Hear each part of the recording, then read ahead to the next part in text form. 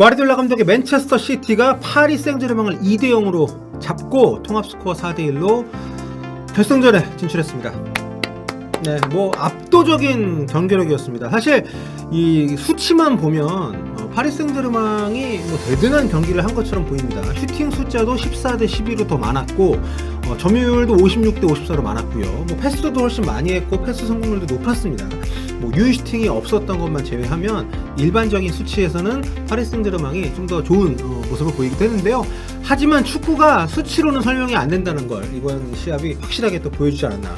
높은 점유율이나 뭐 많은 패스 횟수 이런 것들은 죄다 맨체스터 시티가 파리 생제르맹을 위에서 압박을 해가지고 파리 진영을 못 나오게 막아놓고 닫아놓고 했기 때문에 나온 수치예요. 파리가 대부분 가지고 있던 점유율은 자기 진영이었고 패스를 주고받았던 것도 자기 진영이었습니다. 결과적으로 파리 입장에서는 두 가지 결정적인 어떤 요인이 있었는데, 하나는 이제 은바페가 나오지 않은 거. 은바페가 이제 벤치 명단에 이름이 있었습니다만 부상 때문에 선발로 나오지 못했고 결국 경기 내내 몸도 안 풀었어요. 아무래도 전혀 경기에 나설 수가 없는 상태인 것 같습니다.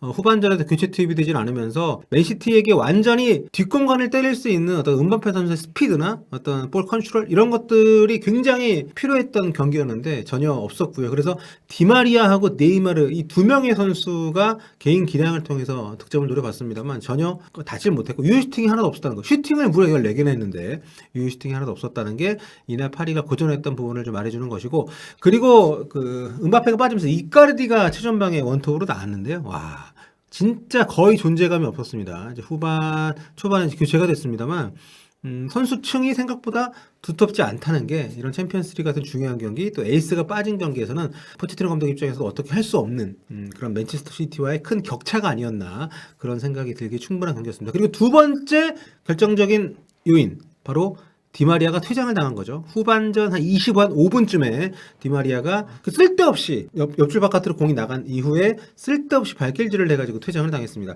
그 뒤로는 뭐 사실 안 그래도 11명 대 11명이 싸워도 파리가 제대로 경기를 못 풀어갔었는데, 전반전에는 맨시티가 라인을 내리면서 자기 진영에서 좀 지키는 수비를 한 반면에 후반전 시작하자마자 정말 무섭게 전방에서 압박을 가했거든요.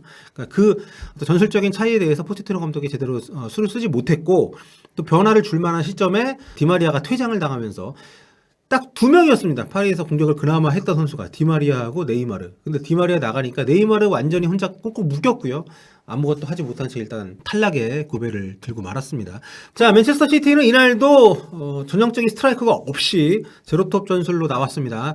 베르나르도 실바 그리고 이제 케빈 데브라이너가 전방에서 약간 양쪽으로 측면으로 빠져주면서 플레이들을 많이 했었고요. 야, 특히 이날 뭐 두 골 넣은 마레즈 선수의 활약도 정말 놀라웠습니다만, 왼쪽에 이 필포든, 와, 이 친구 정말 왜 이렇게 잘하나요? 그러니까 전성기 스털링이 최근에 뭐 암털링이라는 별명도 있습니다만, 빼어난 개인 기량과 달리 어떤 마무리를 짓지 못하는 모습, 동료들과의 약간 좀 협업이 잘 안 되는 모습이 좀 있다고 한다면, 필포든 같은 경우에는 와, 정말 전성기 시절의 스털링에 가까운 드리블링, 돌파, 또 마무리 시도까지 굉장히 인상적이었습니다. 골대를 한번 맞췄기 때문에 득점을 만들어내지 못했습니다만, 충분히 앞으로 이 친구가 정말 어리잖아요. 2000년생의 어린 선수가 사실상 팀 공격에 아주 중요한 공격 루트들을 집중적으로 좀 개발을 해내는 모습 아주 인상적이었고, 지난 1차전 때는 이제 깐살루를 선발로 냈던 과르디올라 감독인데, 이번에 또 진첸코, 그 당시에 이제 후반에 교체 투입을 해서 성과를 봤던 진첸코를 투입을 해서 이 왼쪽 측면에서도 굉장히 활발한 공격 루트를 유지할 수가 있었습니다.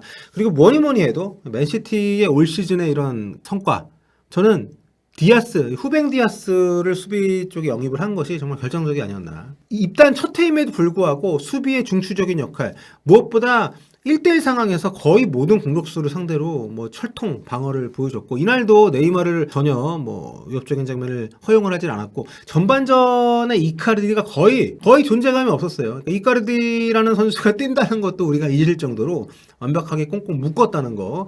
후뱅 디아스 한 명이서만 모든 것을 할 수는 없습니다만 늘 어떤 수비 쪽에 불안한 요소가 있는, 그리고 큰 경기에서 한두 번씩 그 실수를 범했던 맨시티 수비진들 어떤 징크스를 완전히 타파하는데, 후뱅 디아스의 영입은 정말 아주 중요한 기폭제가 아니었나. 이번 경기에서도 디아스는 정말 극찬을 받을 만한 경기력을 보여줬다, 이렇게 말씀드릴 수 있을 것 같습니다.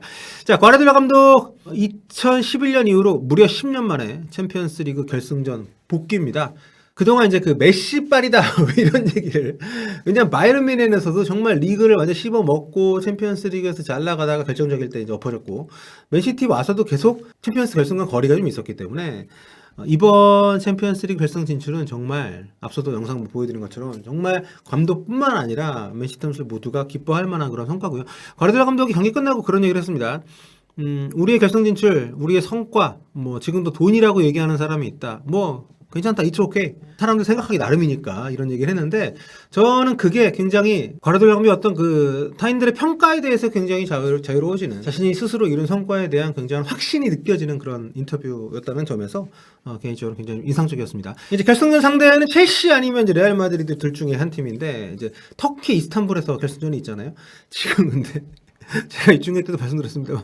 터키가 와, 며칠 전까지만 해도 하루 신규 확진자가 6만 명이 넘었더라고요. 지금 현지에 거주하시는 저희 시청자분 얘기를 들어보니까 지금 17일 동안 아예 통행 금지 조치가 내려졌다고 합니다. 그래서 결승전이 무사히 진행이 될지, 뭐 저는 약간 좀 유관중 경기에 대한 기대도 있었는데 그건 좀 굉장히 어려울 것 같고, 결승전 장소 자체가 옮겨질 수도 있지 않나 이런 걱정이 들 정도로 상황이 좋지 않은 것 같아서, 과르디올라 감독은 이제 10년 만에 챔피언스리그 우승에 재도전할 수 있게 됐습니다. 2011년 그 당시 이제 웸블리에서 맨체스터 유나이티드를 결승전에서 꺾고 우승을 했었죠. 그 뒤로 참 오랫동안 챔피언스리그 우승과는 거리가 좀 있었는데 다시 우승에 도전할 수 있게 됐습니다. 어떤 성과가 나오게 될지 기대를 해보겠습니다. 여러분 다음 시간에 뵐게요. 안녕. 볼바.